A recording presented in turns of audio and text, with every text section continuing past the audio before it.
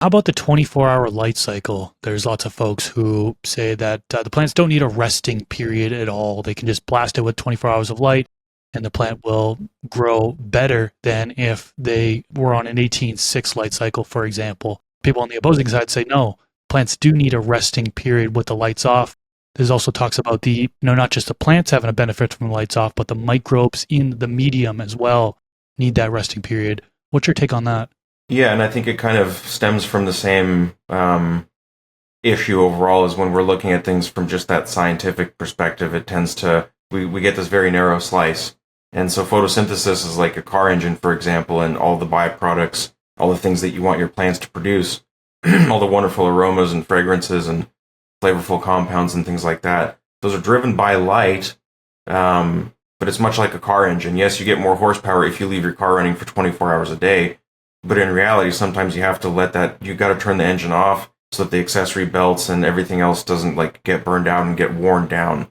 The same thing is true for plants as well, because they've evolved to capture energy from the sun during the day, and then during the night, they're not necessarily inactive. It's not like the plants go to sleep. They're actually still very metabolically active, and a lot of the activity associated with plants at nighttime revolves around taking the sugars that they've produced throughout the day and doing things like maybe maintaining their own internal temperatures, maybe feeding some beneficial microbes and fungi. There's also something to be said about the stomata and the way that the water flows in the plants. This is maybe a little bit more minor of a difference, but when the lights are on or when the sun is out, plants are taking up water from the roots and transpiring it through the leaves.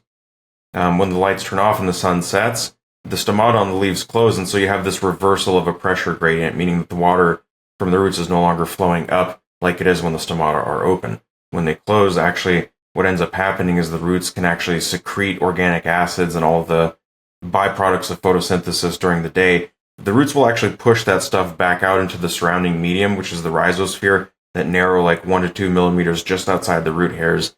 And it's this secretion of the root exudates that attract the microbes, attract the fungi, and that's really where the plant can kind of modulate its relationship with those microorganisms to help optimize the chemistry of whatever's going on.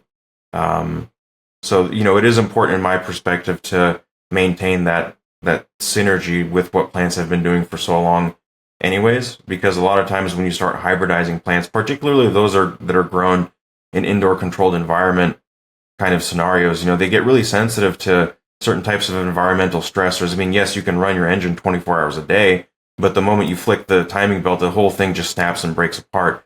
So this is similar to how certain, crops, when they're grown indoors in controlled environments, the stability of them tends to go down over time. So if you have like a dehumidifier in the room, for example, and it puts off a blue light, just a tiny, tiny little amount of light, that can be enough to trigger something in the plant that makes it become stressed out and give you different results than what you're looking for. Maybe, the plant starts to go kind of down this path as opposed to the other path that you want it to go down. So these things typically don't happen in nature because there is a moon out there in nature, and even during a full moon, a lot of the genetics that are just like wild growing, they don't respond negatively. They don't have these stress responses. They don't have their photoperiods disrupted by the tiny, tiny little amount of light that the moon reflects. So I feel like a lot of the sensitivities and a lot of the instabilities that have been created over time have been artificially selected for, so to speak, because a lot of people don't understand what they're doing when they run their car engine for 24 hours a day, and then they wonder why the belts are starting to get worn down and everything is starting to break, and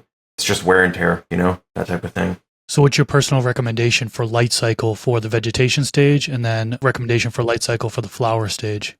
Well, it depends on where the gene pool comes from. I think if you're growing something, closer to the equator, they can handle longer periods of daylight, shorter periods of, the dark period. But if you're growing something that's maybe a little bit more northern or a little bit more southern, probably something closer to like 18/6 would be pretty good. 18 hours on, 6 hours off. In some cases, 20 hours on, 4 hours off.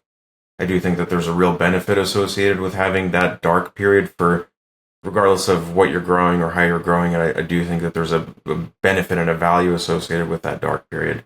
But it is a little bit there's some plasticity because it also depends on how much your plants are capable of handling. If you give them really, really good airflow and the VPD is always in that perfect spot and the soil chemistry is just right and the light intensity is perfect but not too much, plants can cruise along at that optimal spot for a lot longer versus if you have the lights just a little bit too intense, they quickly become saturated and maybe, if you have your lights on for 18 hours, you might start to notice right around 12 to 14 hours your plants almost look like they're not sad, but they start to like get a little droopy or like they're getting ready to go to sleep because they're kind of reaching that point where the equilibrium is being thrown off and they're kind of trying to catch up to the stress rather than staying ahead of it and being able to deal with it.